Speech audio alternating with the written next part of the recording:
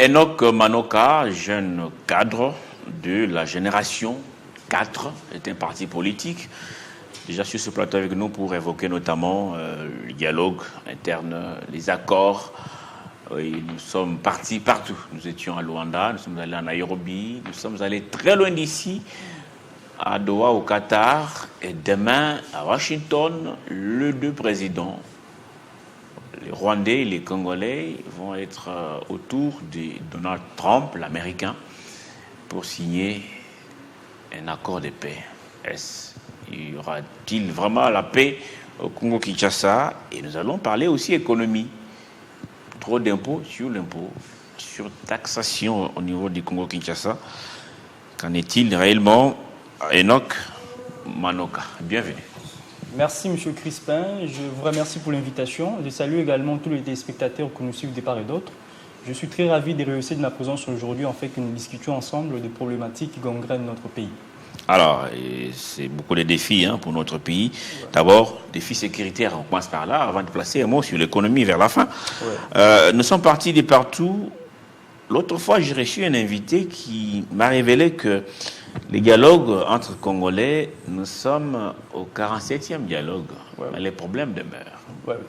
Voilà, merci de la question. Je commence par répondre avec une pensée des notaires, Didier Moumengi, qui a dit que la République démocratique du Congo est sortie des mailles de l'histoire avec une maladie de la mémoire. Ce qui sous-entend qu'à chaque question politique qui gangrène notre pays, on doit nécessairement voir l'histoire pour s'interroger sur ce qui s'est déjà passé. En ce qui concerne les dialogues, il y a une sorte de prolifération des dialogues en République démocratique du Congo, qui l'objectif a toujours été de partager le gâteau qui est le pouvoir. Alors qu'en grande partie, lorsqu'il y a une crise, on dialogue pour résorber la crise. Mais en République démocratique du Congo, lorsqu'on évoque le dialogue, le parti prenant vient avec le cahier des charges dans l'optique d'obtenir 2 postes. Alors, en ce qui concerne l'actualité ou le contexte politique actuel de notre pays, nous sommes partis de Luanda, comme vous l'avez dit, on est parti à Washington, Doha et tout ce qui va avec. Le problème qui se pose d'abord, par rapport à nous, la génération 4, on a compris qu'il y a d'abord un paradigme géopolitique et géostratégique qui écume cette crise. On sait que la République démocratique du Congo a commis l'erreur de compter toujours sur le même parrain que ceux du Rwanda.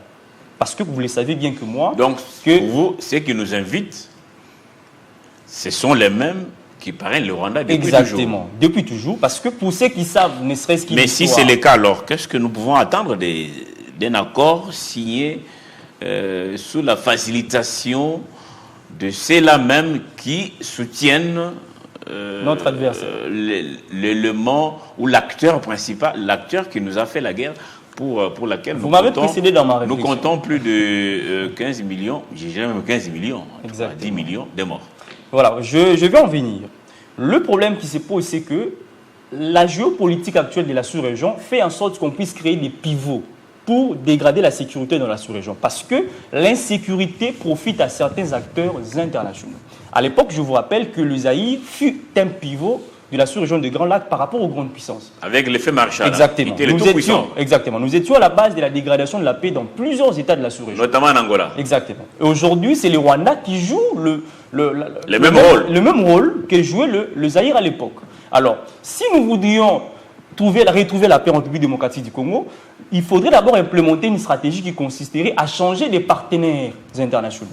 Parce que compter sur les États-Unis d'Amérique consiste à soutenir, entre guillemets, le Rwanda, parce que c'est les États-Unis d'Amérique, par l'entremise de la CIA, c'est l'Israël, par l'entremise de la Mossad, qui ont fait du Rwanda ce qu'il est aujourd'hui. Parce que si vous suivez l'histoire du génocide rwandais, vous vous rendrez compte que les grandes puissances ont été derrière ces génocides-là. Alors, on a signé l'accord à Washington. Voilà le paradigme. La République démocratique du Congo avait reçu pour mission de mettre en branle ou de détruire le FDLR. Et qu'en contrepartie, le Rwanda doit lever les mesures défensives. Ce qui est d'abord une entorse, on sait que la République démocratique du Congo n'a jamais muselé la souveraineté du Rwanda. On n'a jamais vu une attaque de la République démocratique du Congo. Même pas un caillou lancé par les FDLR. Même pas un caillou, exactement. Donc il était hors de question que le Rwanda dise qu'il viendra lever les mesures défensives. Parce qu'on ne peut défendre qu'à une attaque. Or, c'est le Rwanda qui attaque la République démocratique du Congo par l'entremise de ses supplétifs. Première erreur. Et ces fameux FDLR sont entrés chez nous sur demande ou exigence des grandes puissances, des pseudo-grandes puissances. Le Ken Wandondo, qui encore est en vie, était à l'époque Premier ministre, il a même demandé que ces gens soient désarmés. Exactement. Et l'ONU avait refusé. C'était un plan bien préparé. Continuez. Voilà. Deuxième erreur. Nous savons que l'AFC M23 n'est que le démembrement du Rwanda, parce qu'étant soutenu par le Rwanda. On part à Washington, on signe l'accord avec le Rwanda. Mais on nous renvoie à Doha pour aller discuter avec l'AFC M23. Ça, c'est une erreur. En quoi est-ce que nous devions discuter avec l'AFC M23 dès lors que nous discutons déjà avec le parrain de l'AFC M23? Ça, c'est également un problème. C'est que dans ces conflits entre nous et le Rwanda, on a fait de l'AFC M23 une partie à part entière. Maintenant, là, nous avons la République démocratique du Congo face au Rwanda, la République démocratique du Congo face à l'AFC M23. Ce qui ne devait pas être fait. Parce que nous pensons, de notre part, en tant que République démocratique du Congo, que c'est le Rwanda qui est le problème. Et qu'en discutant avec le Rwanda, c'est au Rwanda de dire à ses supplétifs de quitter les territoires congolais. Alors, aujourd'hui, on se pose la question, est-ce que discuter avec un agresseur donnera la paix en République démocratique du Congo?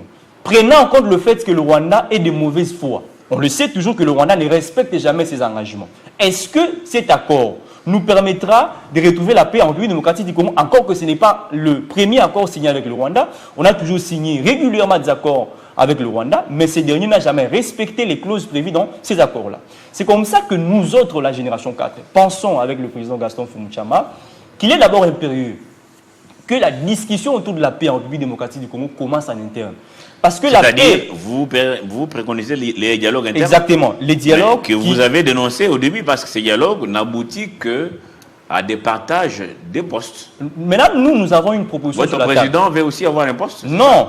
Par contre, nous, on a une autre proposition. Nous voudrions assez qu'avant qu'on discute par l'entremise du dialogue, qu'il y ait un avant-dialogue dans lequel les parties prenantes vont se mettre d'accord sur le point qui seront inscrits à l'ordre du jour lors du dialogue.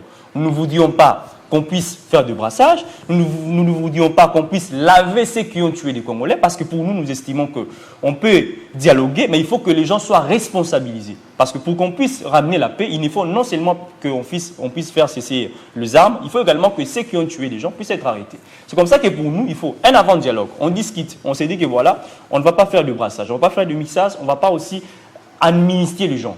Mais que par contre, on va discuter sur comment résoudre la crise congolaise. Et par après, on vient, on discute. C'est ce que nous avons proposé. Parce que la paix en République démocratique du Congo ne viendra ni de l'Orient, ni de l'Occident. Ça viendra du Congo. Ceux qui sont en train de nous permettre de discuter avec les Rwandais profitent de l'insécurité au Congo. Les États-Unis d'Amérique ont intérêt qu'il y ait insécurité au Congo. L'Israël a intérêt qu'il y ait insécurité au Congo parce qu'ils veulent assez que le minerai, l'iPhone, est-ce que vous voyez les politiques congolais se mettre autour d'une table pour parler des vraies questions d'intérêt national sont cheatés par le partage du gâteau? Vous savez pourquoi on ne peut pas discuter dans ces formats-là? C'est parce que les politiciens congolais réfléchissent leur parti mieux que le Congo. Ils pensent que le parti politique est plus important que le Congo. Ils pensent que leur positionnement politique est plus important que le Congo. C'est comme ça que les acteurs politiques du Congo n'arrivent pas à se surpasser et comprendre que c'est le Congo qui est plus important. Le Congo est plus important que Félix Antoine Tshisekedi. Le Congo est plus important que Lumumba. Le Congo est plus important que Nanga Kabila et tout ce qui va avec.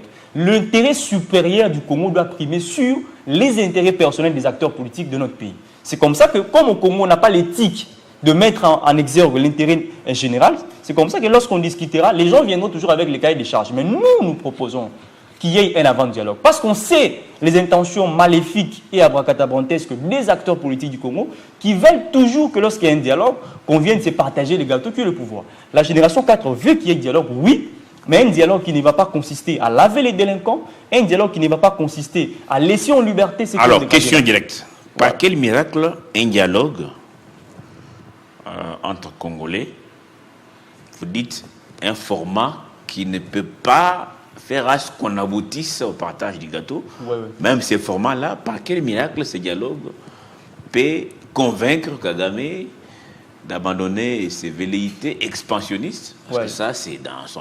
Ce n'est même pas lui. Lui aussi obéit à l'ordre des grandes puissances. C'est là même qui nous invite aujourd'hui à signer cet accord.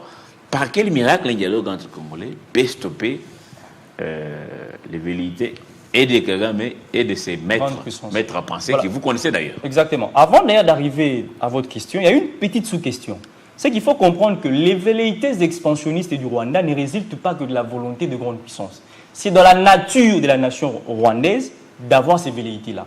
Parce que le roi, le premier roi qui avait implanté l'arbre créant le Rwanda a une signification qui consiste à dire que c'est une nation à la conquête d'autres nations. C'est ça le Rwanda. Donc c'est un peuple qui est à la conquête d'autres Donc il n'y a pas que le Congo qui est en danger. Exactement. Donc c'est comme ça que, si on peut voir l'histoire de la sous-région du Grand Lac, à l'époque, il y avait Kigiri IV qui avait pris quelques parties du territoire de notre pays. C'est comme ça que dans certaines discussions, le Rwanda évoque ces parties-là comme étant des parties qui reviennent au Rwanda. Le Walikale et consorts, c'était à l'époque avec la conquête du roi Kigiri IV. Mais ça, on sait. Mais ma question, je reviens à votre question. Par quel chemin, par quel mécanisme un dialogue entre Congolais, vous dites, bon, pas des gâteaux à partager, mais moi je trouve que c'est peut-être rêver debout, parce que les Congolais, en tout cas nous connaissons, mais quel que soit le format de ces dialogues-là, par quel miracle cela peut empêcher Kagame de dire, bon, désormais, je vous respecte, votre souveraineté, je ne viendrai plus vous attaquer, je n'ai plus d'ambition de prendre des pans entiers, ni de venir voler vos minéraux. Exactement. Parce qu'on sait que le Rwanda n'a pas de ressources. Le Rwanda n'est puissance économique ni militaire. Exactement. Et le Rwanda ne vit que du pillage de nos minéraux. Et l'autre 50% vient de la perfusion financière internationale parce qu'il a bien vendu son génocide. Mais aujourd'hui, par quel miracle, cher ami, ces dialogues-là, même proposés par votre parti politique, peut convaincre Kagame de stopper ses ambitions? Écoutez, M. Crispin, la première mission pour un courant de pensée dans la scène internationale d'un État consiste à faire la guerre aux autres États. Nous voudrions qu'il y ait un dialogue d'abord en interne pour qu'en étant unis, on puisse faire face au Rwanda par l'entremise d'une guerre. Parce que le Rwanda n'écoutera jamais la voie alternative qui consiste à dialoguer. Le Rwanda n'écoutera que la guerre. Parce qu'ils ne sont là que pour violer les clauses des contrats que nous avons toujours signés avec eux. Et donc il faut passer par l'étape d'une force. Et que pour que la République démocratique du Congo parvienne à gagner cette guerre, il faut que le fils et filles du pays puissent discuter, puissent prendre des décisions qui vont impulser un changement sur le plan de la sécurité de notre pays. Parce que compter sur les États-Unis d'Amérique pour faire revenir la paix au Congo, c'est pratiquement une idée absurde. Parce qu'il y a le principe de l'égalité souveraine des États dans la scène internationale. Les États-Unis d'Amérique, en quelque sorte, n'est pas plus grand que le Congo parce que c'est un État comme tous les autres, bien qu'il y ait dans d'autres considérations, on parlera d'une puissance. Mais comprenez que pour que la République démocratique du Congo puisse gagner cette bataille contre le Rwanda, il faut la guerre. Parce que le Rwanda n'écoutera jamais la voie du dialogue. Donc il faut dialoguer pour faire la guerre. Exactement. Enoch Manoka, on va chuter par cette autre thématique rapidement. D'ailleurs, c'est la thématique affichée. Est-ce qu'il y a trop d'impôts au Congo? Est-ce qu'il y a beaucoup de taxes? Est-ce que les Congolais sont traumatisés dans leur propre pays quand il faut faire des affaires? Oui, exactement. Rapidement, parce que là, on a chuté. Nous avons constaté un phénomène en République démocratique du Congo qu'on a dénommé la surtaxation. Parce qu'en République démocratique du Congo, le chef de l'État avait émis le vœu de créer des millionnaires congolais. Or, malheureusement, l'environnement économique du Congo ne permettra jamais à une personne lambda de se faire passer ou de devenir un millionnaire. Pourquoi? Parce qu'avant d'abord d'œuvrer dans le domaine économique, il y a plusieurs taxes que vous êtes appelés à payer de manière informelle. Vous verrez n'importe qui vous demander des documents pour constituer votre société commerciale. Il y a prolifération des services. Exactement. Non seulement de services et de taxes. Or, vous le savez bien que la différence entre la taxe et l'impôt, c'est au niveau de la contrepartie. Dans la taxe, il y a une précision de la contrepartie. On sait que lorsque vous payez 1000 francs, c'est pour avoir une telle contrepartie. Alors qu'à l'impôt, il n'y a pas une contrepartie bien précise. Or, chez nous, en République démocratique du Congo, vous payez des taxes sans savoir à quoi vous gagnerez après avoir payé cette taxe-là. Qu'est-ce que vous gagnerez en retour? Ça, c'est un aspect. Et après cela, il faut comprendre que la prolifération des taxes impacte sur le prix des biens et services. Parce qu'aujourd'hui, on a parlé du fait que les dollars a baissé et consorts. Mais il y a un autre phénomène. C'est que lorsque un opérateur économique est appelé à fixer le prix des biens et services, il est tenu de prendre en compte le prix d'achat d'un produit et de prendre en compte également le charge. Quand on parle de charge, ça revient à dire les droits d'assises, l'impôt et la taxe. Ce qui fait que plus il y a des taxes à payer, plus il y aura une somme exorbitante par rapport à un bien ou un service qu'il faudrait vendre. D'où, pour faire abaisser les prix également, il faut partir dans l'optique de supprimer certaines taxes. C'est comme ça que nous avons écrit, on avait écrit au chef de l'État en date du 23 juillet de l'année en cours pour qu'il puisse intimer l'ordre au gouvernement qu'on puisse supprimer certaines taxes. Il avait répondu par l'entremise du PV du Conseil des ministres du 5 septembre de l'année en cours, mais malheureusement, le projet de loi des finances de l'année 2026 a refiscalisé certaines taxes qui ont été supprimées jadis par la loi des finances rectificatives de 2025. Vous voyez un peu la cacophonie? Donc, certaines taxes qui ont été autrefois supprimées, on les a réintégrées dans la nouvelle loi des finances. C'est comme ça que nous prenons une économie forte, nous prenons une République démocratique du Congo dotée des millionnaires, mais pour y parvenir, il faudrait des exonérations sur le plan fiscal. Merci beaucoup à vous. En tout cas, je vous aurai encore peut-être pour parler économie, taxes, impôts au Congo-Kinshasa. Oui, il y a un gros souci. À ce niveau-là, beaucoup de Congolais sont découragés. Il faudra qu'il y ait de l'ordre. Merci beaucoup à vous, cher Enoch Manoka. Je rappelle que vous êtes cadre de la génération 4, qui est un parti politique qui prône les dialogues sans partage des postes. Exactement. Pour vous, c'est des dialogues qui peuvent nous amener à faire la vraie guerre, une guerre pour bouter dehors l'ennemi, qui est le Rwanda qui a pris des pans entiers dans notre pays. On va terminer par cet anniversaire. Guilain Lukinga était les 50, souhaite un heureux anniversaire. Monsieur Dieudonné Kaninda, bon anniversaire à vous. Vous suivez beaucoup cette grande chaîne Télé 50. Nous vous souhaitons un heureux anniversaire, cher Dieudonné Kaninda. Vivez heureux, comme le dit souvent Christopher Ochokoma. Vivez 100 ans. Dieudonné Kaninda. Merci à vous tous qui nous avez suivis aujourd'hui. Je vous retrouve demain, jeudi, 4 décembre. Retenez, il y aura un grand événement demain à Washington. La RDC et le Rwanda, représentés par leurs présidents respectifs, vont signer un accord de paix. Paix sur papier peut-être, paix sur terrain, nous le voulons tous. Que les Kalachnikov se taisent et que les compatriotes dans l'Est du pays vivent heureux chez eux. À très vite, avec le même plaisir. Au revoir.